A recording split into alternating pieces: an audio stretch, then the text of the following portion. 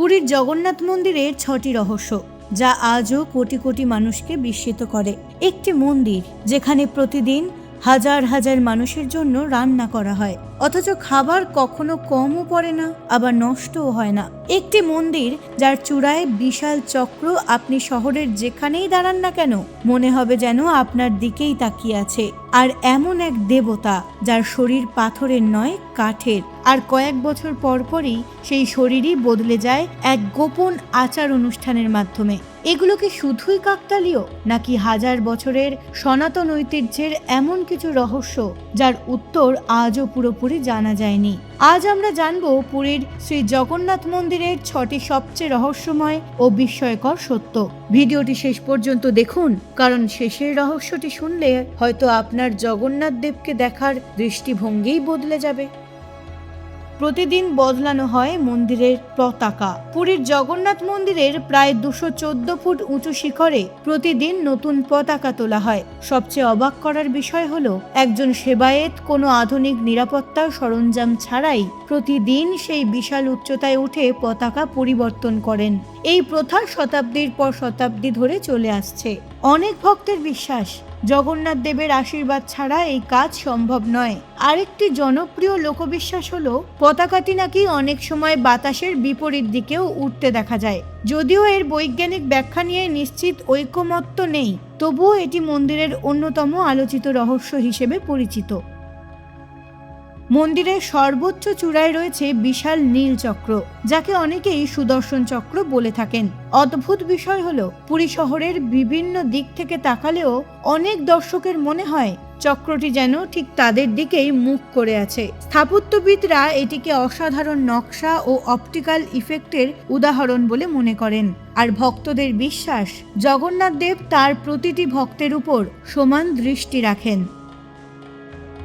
জগন্নাথ মন্দিরের রান্নাঘরকে বিশ্বের অন্যতম বৃহৎ ধর্মীয় রান্নাঘর বলা হয়।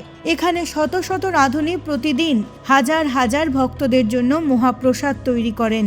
সবচেয়ে আশ্চর্যের বিষয়, মাটির হাঁড়িগুলো একটির উপর আরেকটি সাজিয়ে রান্না করা হয়। প্রচলিত বিশ্বাস অনুযায়ী উপরের হাঁড়ি খাবার আগে সিদ্ধ হয় বলে ভক্তরা মনে করেন। আরো বিস্ময়কর বিষয় হলো, প্রতিদিন যত মানুষই আসুক না কেন, মহাপ্রসাদ সাধারণত সবার জন্য যথেষ্ট হয়। ভক্তরা এটিকে জগন্নাথ দেবের কৃপা বলে মানেন। ভারতের অধিকাংশ মন্দিরে দেবমূর্তি পাথরের হয়, কিন্তু জগন্নাথ, বলভদ্র ও সুভদ্রার মূর্তি তৈরি হয় নিম কাঠ দিয়ে। আর নির্দিষ্ট সময় অন্তর বিশেষ জ্যোতির্বৈজ্ঞানিক গণনা অনুযায়ী অনুষ্ঠিত হয় নবকলেবর।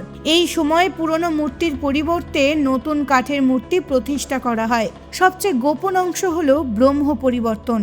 এই আচার সম্পূর্ণ গোপনীয়তার মধ্যে সম্পন্ন হয়। আজও সেই মুহূর্তে কি ঘটে তা বাইরের কেউ জানেন না। এই রহস্যই নবকলেবরকে বিশ্বের অন্যতম বিস্ময়কর ধর্মীয় আচার হিসেবে পরিচিত করেছে। জগন্নাথ মন্দির সমুদ্রের খুব কাছেই অবস্থিত। বহু দর্শনার্থীর অভিজ্ঞতা অনুযায়ী মন্দিরের সিংহদ্বারের বাইরে সমুদ্রের গর্জন স্পষ্ট শোনা যায়, কিন্তু ভিতরে প্রবেশ করার পর সেই শব্দ অনেকটাই কম অনুভূত হয়। কেউ বলেন এটি স্থাপত্যের কৌশল, আবার ভক্তদের বিশ্বাস, মন্দিরে প্রবেশ করলেই বাইরের জগতের কোলাহল থেকে মন বিচ্ছিন্ন হয়ে যায়, আর শুরু হয় শুধুই ঈশ্বরের সঙ্গে সংযোগ। সবশেষে সবচেয়ে গভীর রহস্য, জগন্নাথ দেবের মূর্তির হাত সম্পূর্ণ নয়, পাও নেই, চোখ দুটি অস্বাভাবিক বড়। কেন?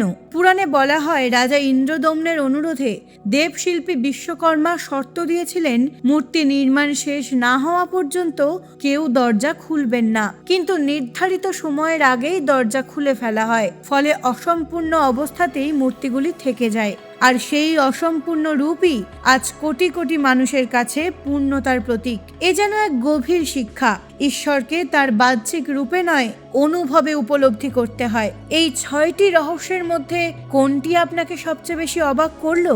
কমেন্টে অবশ্যই লিখে জানান।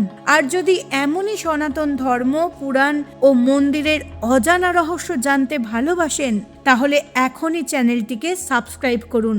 জয় জগন্নাথ।